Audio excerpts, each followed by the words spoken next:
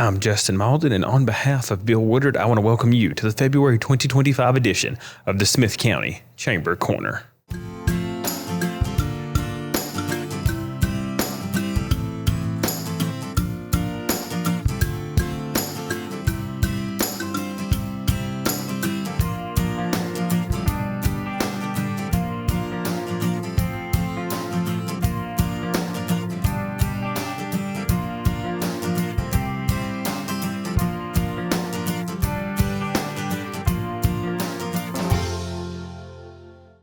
We are here with our first guest of the February episode of the Smith County Chamber Corner, and we are pleased to have with us a representative from Bank Tennessee. Peyton, go ahead and introduce yourself for us. Yes, sir. Thank you, Justin, for your time. Appreciate the opportunity. I'm Peyton Broyles. I am the branch manager / commercial lender here at Bank Tennessee, and I appreciate this opportunity.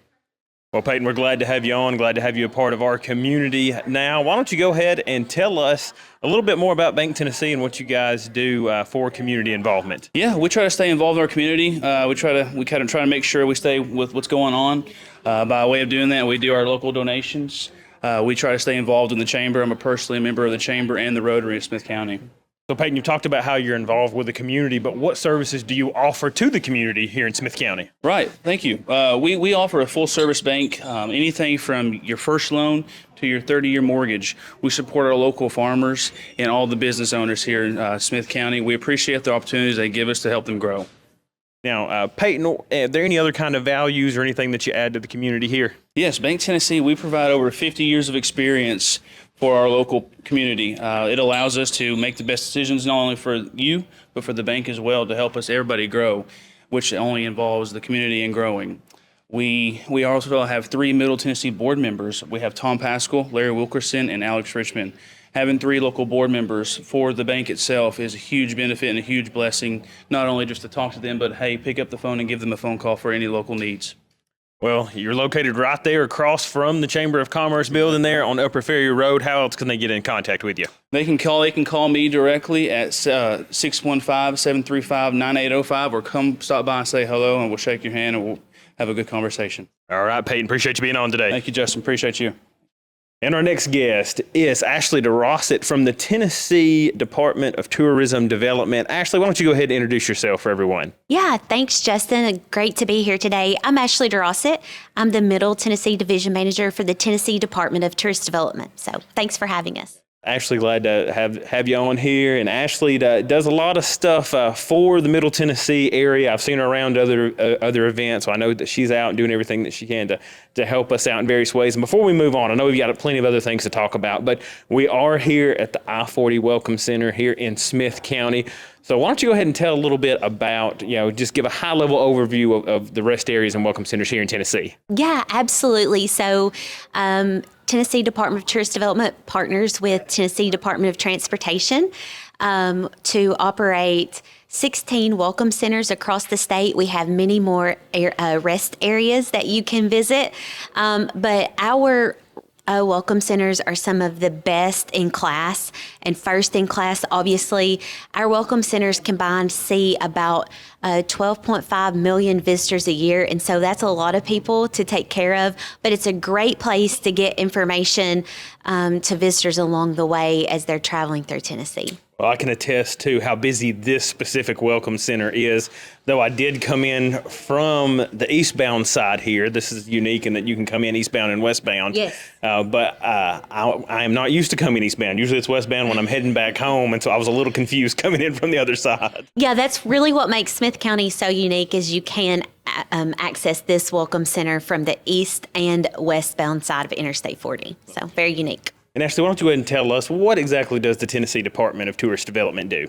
Yeah, absolutely. So our department is responsible for supporting all 95 counties across Tennessee to further develop their tourism assets in their communities, to help them understand investing more in tourism generates more revenue, and really to work alongside of those communities to help grow visitation in their communities, because we know it's very important to the economy within the community. Yeah, and I know I've seen those numbers in different publications and across talking about the economic impact of what tourism does to the state of Tennessee. So you talked about, tax dollars and revenues and things. Can you tell us what does that actually mean to Tennesseans? Tourism in Tennessee means about $30.65 billion worth of tourism expenditures that come into the state, which means that Tennessee is a sales tax state, and so we get our investment off the visitor that's coming through, and so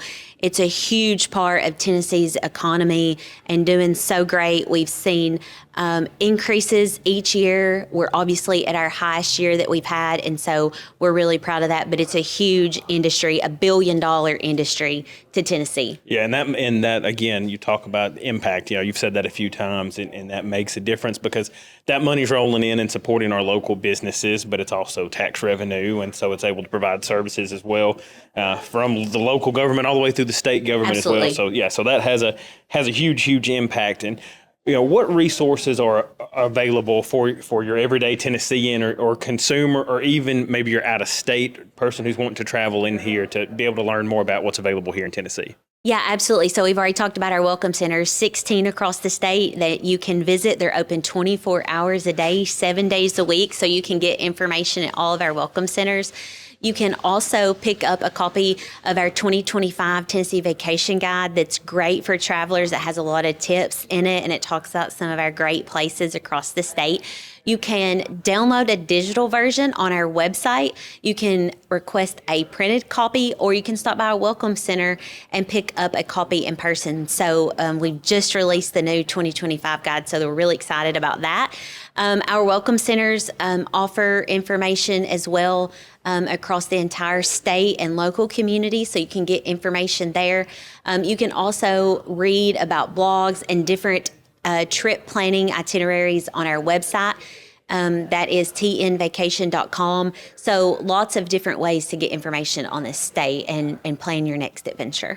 Now, let's go to the flip side. We talked about the consumer. What about the businesses? What resources are available for them? You've already talked about, the vacation guide and tnvacation.com. If businesses want more information and want to connect with those things, what can they do? Yeah, absolutely. So our department also offers a website for our partners that's in the field. And so that is industry.tnvacation.com. And so you can go in there and learn about all of the resources that we offer our tourism partners across the state. We have a lot of different offerings, but all of those offerings can be on there. I don't want to get into those because the details are on there, but there's a lot of different offerings that we can partner, and we love to partner and celebrate our partners across the state. And so you've already talked about these sites. If anybody wants to find the tips, they know where to go. But is there any advice that you would give, or any top 3 things that you would tell somebody if they're planning a trip in Tennessee? Yeah, absolutely. So definitely our employees at our welcome centers have great information on all the attractions across the state, and they will sit down and plan out something for you. If you're not sure where you want to go, they know of all the great assets. And so I would definitely take advantage of the welcome centers. They're a great place to stop.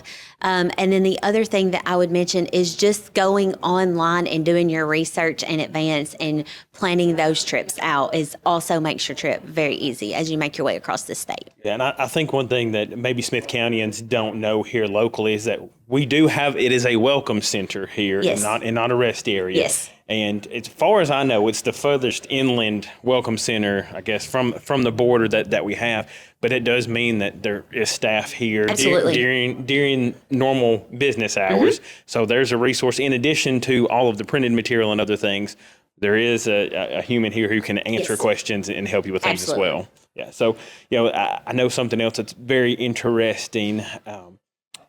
my employer is DTC. I'm here on behalf of Bill today, but we are a member of the Tennessee Association of Broadcasters, so we actually get the productions and the commercials from the Tennessee Department of Tourist Development, and we play those. And I went through and I was watching the newest ones today to kind of refresh myself for this interview, and it's always it's interesting because I noticed on those videos the first thing you notice, obviously it's a local destination that it's highlighting in the different spots here, but all the music was from artists here in the state of Tennessee, recorded here in the state of Tennessee. And something I know that just happened in Carthage, it was a qualifying round for Tennessee Songwriters Week. So can you tell us a little bit, since we're right there in the midst of Tennessee Songwriters Week coming up in the finals, can you tell us a little bit about that? Yeah, so Tennessee Songwriters Week was developed several years ago and has really grown and taken off. Justin, as you mentioned, Carthage held their very first qualifying round at Nobles, I do believe. And so basically the Tennessee Songwriters Week, we have qualifying rounds across the state. 2 winners from each qualifying round will get a chance to perform at our showcase. There are several showcases. There's 2 in Middle Tennessee. One is in Portland and the other one is in Franklin, Tennessee. And there's a winner chosen from each showcase that will get a chance to perform at the Bluebird Cafe. And if you know anything about the Bluebird, people are always trying to figure out a way to get there and play. It's known across the United States. And so we're really excited. We are in the middle of that program now, that initiative now, and it has been a favorite from songwriters to attendees. It's a lot of work, and our team does an incredible job on getting the logistics of that done. And so we're really excited. We haven't had a showcase yet, but we're finishing up the qualifying rounds now. Well, Ashley, I appreciate you joining us today. Is there anything that we haven't talked about or anything I forgot to ask or anything else that you want to mention? No, I would just say make time and plan your next trip. Make sure you visit tnvacation.com for all of our resources. And then make sure if you're in the field and you recruit visitors and you want to know information about partnering with us, make sure you visit industry.tnvacation.com. All right. Thank you very much, Ashley. Absolutely. Thank you, Justin.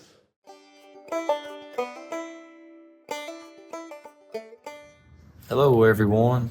Welcome back to another episode of In the Wild. I'm here in Colorado now at the Idaho Springs Visitor Center. They have an excellent selection of taxidermied animals, and I thought I'd share some with you all. After we get done here, though, I hope I can show you a little bit more about the Rocky Mountains and all that they contain. Northern flickers are large brown woodpeckers with black scalloped plumage. On walks through open woods or around forest edges, don't be surprised if you scare one up from the ground. It's not particularly where you'd expect to find a woodpecker, but flickers eat mainly ants and beetles, digging for them with their slightly curved bill. When they fly, you'll see a bright white flash on the rump as well as color in the wings, yellow if you're in the east, red if you're in the west. Hence the 2 subspecies names, yellow-shafted and red-shafted. Shown here in this picture is a red-shafted northern flicker. This is a very old specimen of an Abert squirrel. Abert squirrels are found anywhere in the Rockies where there are enough ponderosa pine trees to supply their nutritional needs. Identifiable by their dark gray backs and paler bellies, the most distinctive feature of Abert squirrels are their big, tufted ears. They feed on the cones, buds, and twigs of ponderosa pine trees, as well as fungi and tree sap. With no apparent fear of heights, they can often be seen high in the trees, scurrying from branch to branch, searching for food. Also known as the panther, puma, cougar, or catamount, the mountain lion's range spreads all across the Americas, from the Canadian Yukon to the Strait of Magellan, the greatest range of any living mammal in the Americas. Mountain lions inhabit a wide range of ecosystems, making their home anywhere there is shelter and prey, including mountains, forests, deserts, and wetlands. They are extremely territorial and have naturally low population densities, which means the species requires large areas of wilderness habitat to survive. The historic range of the mountain lion included almost all of North and South America. Throughout the 1800s and early 1900s, people feared the mountain lion because it posed a risk to their livestock. The species was hunted and almost eradicated from the eastern United States. Due to conservation efforts, mountain lion populations in the western United States are stable, although far lower than they were historically. However, the eastern cougar, a subspecies of mountain lion, was declared officially extinct by the U.S. Fish and Wildlife Service in 2011, although individuals from western populations have been confirmed to wander as far as the East Coast. Mountain lions are an umbrella species for conservation because their conservation depends on the preservation of large amounts of habitat. By preserving enough wilderness to support a stable mountain lion population, countless other species of plants and animals that share mountain lion habitat will benefit. Yellow-bellied marmots serve as the Rocky Mountain version of Tennessee's groundhogs. They live in rocky canyons with close access to grassy meadows, where they make their home among rock piles. Yellow-bellied marmots can often be found during the day on top of their rocks sunning themselves or scanning the landscape for potential predators. They feed on grasses, forbs, and flowers in the alpine meadows, but spend much of their time in their rocky dens. Mountain goats inhabit rugged, mountainous habitats in western North America. They were not described by scientific literature until 1816 and remain one of the least studied large mammals on this continent. Mountain goat hooves are specially designed for climbing in steep, rocky, and slippery terrain. A close-up look reveals a hard, keratinous sheath and a soft embedded pad that enables the goats to gain purchase on the smallest granite cracks while simultaneously gripping the maximum surface area. The bighorn sheep is one of two species of wild sheep in North America with large horns, the other being the Dall sheep. The latest science shows that bighorn sheep are one species with 3 living subspecies: the Rocky Mountain bighorn sheep, the Sierra Nevada bighorn sheep, and the desert bighorn sheep. Large curved horns, borne by the rams, can weigh up to 30 pounds, as much as the rest of the bones in the male's body. Older rams have massive horns that can grow over 3 feet long with a more than 1 foot circumference at the base. Females, or ewes, also have horns, but they are short, with only a slight curvature. Although not as agile as mountain goats, bighorn sheep are well equipped for climbing the steep terrain that keeps their predators, like coyotes, golden eagles, mountain lions, and bears, at bay. Idaho Springs was once a major mining town in Colorado. However, as mining processes deposited heavy metals like zinc and cadmium into mountain streams, like Clear Creek, the water became polluted.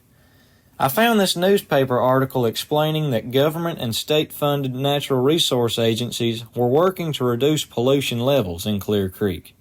Their efforts succeeded, and Clear Creek now holds a healthy population of brook and brown trout. As I walked out of the Idaho Springs Visitor Center, I saw 2 species of large black birds, the American crow and the common raven. Both crows and ravens are in the family Corvidae.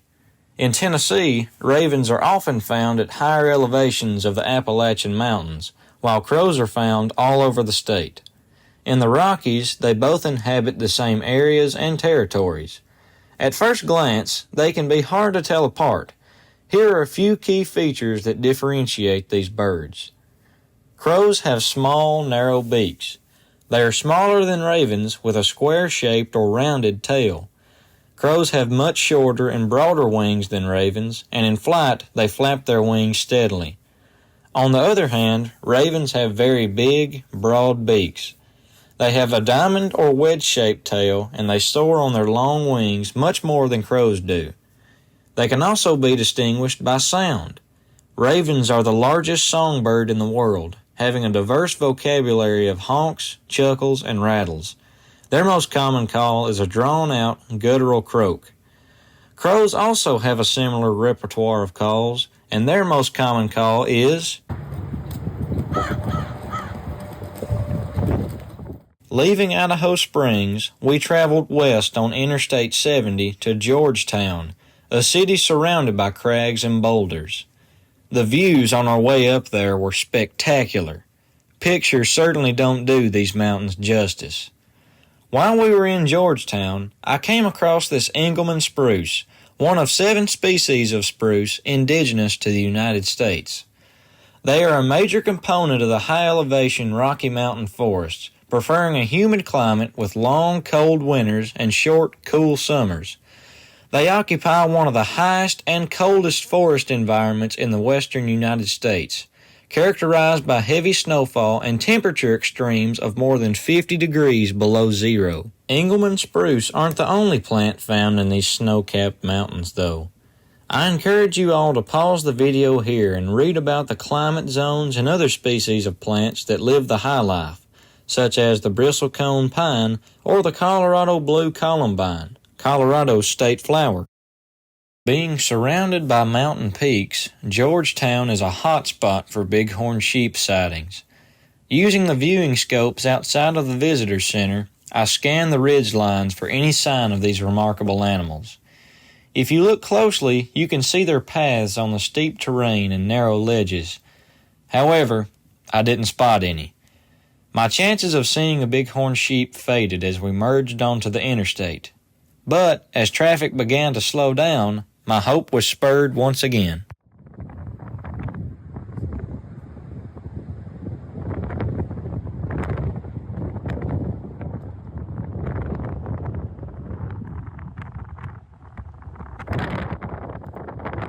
It was certainly a pleasant surprise seeing these bighorn sheep so close to the interstate. It appeared that this bachelor group of rams was nibbling on grasses rooted in the cracks, as well as licking mineral-rich salt from the road. As we crossed the Continental Divide, we were met with snow, and a lot of it. The abundance of snow certainly did not go unnoticed by skiers sliding down the slippery slopes. It covered every surface possible. From a window at the restaurant we ate at, it looked like a thick white blanket had enveloped everything in sight. The beauty did not stop there, though. Pulling off at the Dillon Reservoir overlook, the setting sun lit up the high mountain peaks and the thick evergreen forest below. I've said it before, and I'll say it again. This is a fine example of the good Lord's handiwork. Back in Denver, we made a visit to the National Western Stock Show. While there, I spotted a sign encouraging people to vote against the Colorado hunting ban, fur ban, and meat processing ban. When people view hunters and trappers as nothing more than animal slaughterers, misinformation is easily created and used against them. I encourage you all to learn about rules and regulations regarding game animal harvest in your state. Not only will you be more informed of these laws, but you will be able to see that hunters and trappers keep animal populations in balance and conserve population numbers for future generations of outdoorsmen. One of my friends was able to photograph these pronghorn on her way to Wyoming. Pronghorn are one of North America's most impressive mammals. Not only do they have the longest land migration in the continental United States, but they are also the fastest land animal in North America. Pronghorn can run at speeds of close to 60 miles an hour, and although they are not as fast as cheetahs, they can maintain that speed for a long period of time. Even more amazing than its speed is the pronghorn's migration. Herds of pronghorn migrate 150 miles each way between Wyoming's Upper Green River Basin and Grand Teton National Park. The only other land animal to travel farther in North America is the caribou. Pronghorn are ungulates, or hoofed animals, related to goats and antelope. The most noticeable characteristic of pronghorn is also the source of their common name. Both males and females have a pair of short horns on the top of their head. The female's horns are small, usually only a bump. In contrast, the male's horns are around 10 to 12 inches long. They also have a unique shape because, unlike other ungulates, a pronghorn's horns point backward. The horns extend straight up and then curve toward the rump. At the front of the horn is a small notch or prong that points forward, hence the animal's name. As we left our hotel for the airport, I noticed this sign on the side of the road. I am a big advocate in planting native plants for landscaping purposes. Before you seed your lawn in fescue or bluegrass, I encourage you to research native alternatives to these plants. Nature will thank you for it. Even on the airplane, the wild experiences didn't quit. Looking out the window, I saw this bald eagle circling over the airport. Whether a national symbol like the bald eagle or a rugged bighorn climbing the slopes, all these animals and plants are suited to life high in the mountains. Colorado, with its freezing temperatures, blinding snows, and harsh winters, may seem daunting to a couple of us humans. However, views like this behind me remind me that there is beauty within this ecosystem.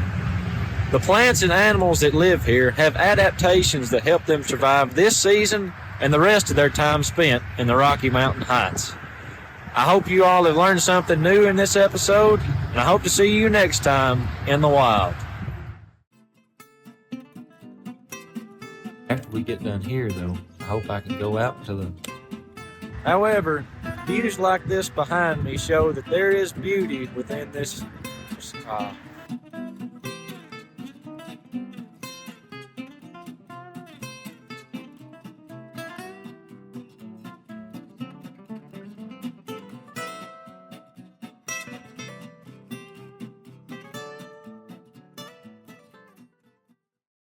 We're now here with Martha Hinton, who is the director of the Pregnancy Resource Center in Smith County. Martha, how are you doing today? I'm doing well, Justin. Thank you for having us here. We are so delighted to have you here again with us. Anytime that we can have you on, we're glad to have you on. You know, the Pregnancy Resource Center provides a very valuable resource to the members, men and women of Smith County. We'll talk a little bit more about that here in a moment. But you guys are a 501c3 nonprofit organization, and all the services that you provide, I don't know if a lot of people know this, are free, correct? Absolutely free. Mhm. And regardless of income, race, gender, religion, we serve everyone. So serve anybody, no matter what, no matter economic condition, anything of that nature. But it's also not just free. I know it's all confidential. Oh, as absolutely, well. yes. You know, so you don't have to, you come in there, no, you don't have to worry about anything. So, I think, you provide a very, very valuable resource. Why don't you go ahead and tell us about some of those resources that are offered? Okay.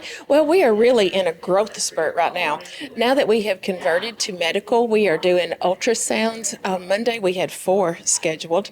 Had 2 yesterday. So that's really picking up the pace. And I think that's an important service to offer the ladies. Of course, we have free diapers, clothes, car seats, food, formula, all the things that you would need to start off being a parent.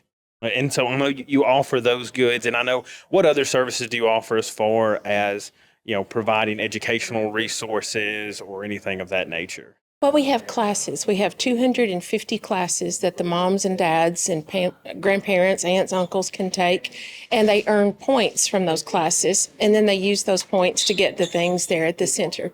Right, and so you give back to them in Yes. multiple ways, so Yes. they're able to learn, develop, get new skills, but then also you're able to give them other resources as well. And I mentioned in the intro that this isn't just for women, and I think that's I think a key piece that needs to be mentioned is that there are also support for men. Yes. So can you elaborate on that? Yes, I can. My husband, Gary, is our chaplain, and he works with the men. We've had a couple of men come through the program and are doing really well, very successful. So we want to be there for the entire family. We love the families in Smith County. Yes, and I think that's a great way to put it. The entire family, Absolutely. the entire family unit, and that's a very beautiful way to put it. How large of an operation? You talked about growing, and you mentioned numbers about ultrasound earlier, but Yes. we think of Smith County. We're not huge, we're not super duper large, but that's some pretty large and impressive numbers for the small community that we have. It is. We serve about 20 clients right now that are just constantly in and out taking the classes, and we're always looking for more. And not only do we provide those services, but we do a lot of things that people may not know about. We've got a lot of resources, and we rely heavily on Karen Enoch. She comes in from the health department and helps us a lot. So we've gotten a lot of lanes going on.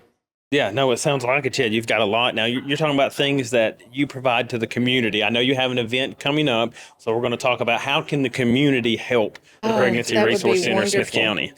Our banquet is going to be on March the 13th. The reception will start at 5:30. We'll start the banquet at 6, and we have a goal to be out by 8 o'clock. We are hoping, Justin, that this will be our only fundraiser that we are going to be dependent on for the whole year. And this year we have a special guest, Mr. Kirk Walden, who is, he's a retired pro golfer. He was a single dad of 3 children for about 9 years, and he's been in the pregnancy center world for over 30 years. He's an internationally known speaker, and he lives in Hendersonville, I think, and he's going to be coming to us to share some stories and to share some things about pregnancy centers. So if you want to sponsor a table, it's $500 a table. There are 8 tickets. Or you can buy individual tickets for $75, or we'll do couples for $130. And if anybody wants to do those sponsorships, how do they get a hold of you? Oh, they can contact me at 615-218-8054 or director@prcsmithcounty.org. And I'm assuming if somebody is unable to attend that evening, you are all about taking donations. Yes, I will. If anybody would like to support in any way possible. Absolutely. We would love that. March 13th, 6 p.m. Be out by 8 p.m. Yes, correct? that's the goal. Mhm. At the Smith County Ag Center for your hopefully only fundraiser of this year. And so we'll hope, I don't hope the community will rally around you. I know the community will rally. So. They've been good to us. The community's been very good to us, very helpful. Yeah, well, that's the And we couldn't do it without them. That's the beauty of where we live, Amen. the community that we're a part of, and what we're able to do. We have each other's back, and we take care of one another. So, Martha, anything else that you would like No, to talk thank about? you. Thanks, Justin. I appreciate it. We've talked everything. Where are you located? 108 Physical location. College Avenue West. We're right behind Wildflower and Heartland. If you just turn down the hill, you'll see our little white building with the sign out in the front. Well, we appreciate what you do for the community. Thank you. Thank you. I appreciate you. Next up, we have got Kayla with us from the Smith County Drug Prevention Coalition. Kayla, how are you doing today? I'm good. How are you? Doing very well. Well, next up to bat, we have got another great organization in our county that provides much needed resources to the individuals in our community. And so, Kayla, go ahead, introduce yourself. I know our viewers know who you are, but go ahead and introduce yourself for anyone who may not know. Okay, absolutely. My name's Kayla Franklin. I'm a prevention coordinator at the Smith County Drug Prevention Coalition. I came today to just kind of talk about a few things that we are wanting to do. So I'm putting together some subcommittees. In these subcommittees, I'm really just looking for, we're really just looking for community members who are interested in making a difference with the substance use issues that we have in Smith County.